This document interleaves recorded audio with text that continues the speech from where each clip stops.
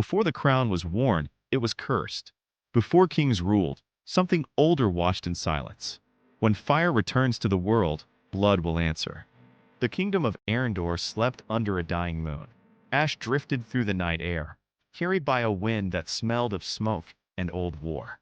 In the highest tower of the capital, a king waited for death. King Aldric Vaelor lay on a stone bed surrounded by candles. His breath was shallow. His hands trembled, not from age, but from fear. "I wore the crown too long," he whispered. "It listens, and it remembers." At the far end of the chamber stood Prince Caelen Vaelor, second son, unchosen, unnoticed. He watched his father struggle for breath and felt something heavier than grief. He felt the world shifting. "Father," Caelen said softly, "what are you afraid of?" The king's eyes slowly turned toward him. "The crown was never meant for men," Aldrich said. "It feeds on blood. It always has." Queen Lyra Vaelor stood in the shadows. She did not cry. Queens learned early that tears were weapons others used against you.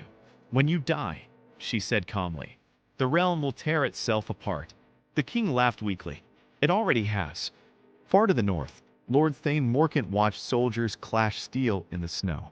Men trained harder when war felt close, and Morkant welcomed it. "Peace rots kingdoms," he growled.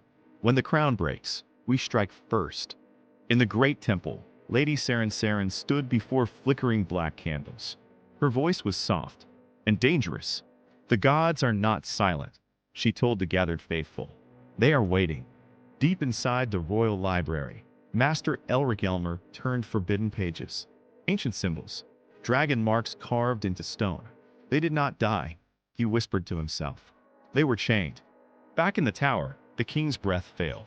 Candles flickered violently, as if something unseen passed through the room. Aldric Vaelor looked at his son one last time. "Do not trust the crown," he whispered.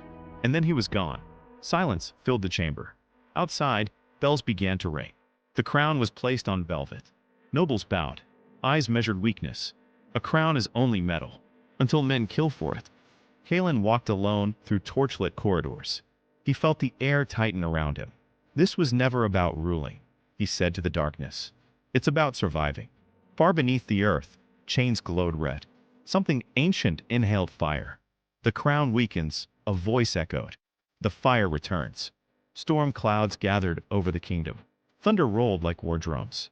The game had begun, and only ashes would remain.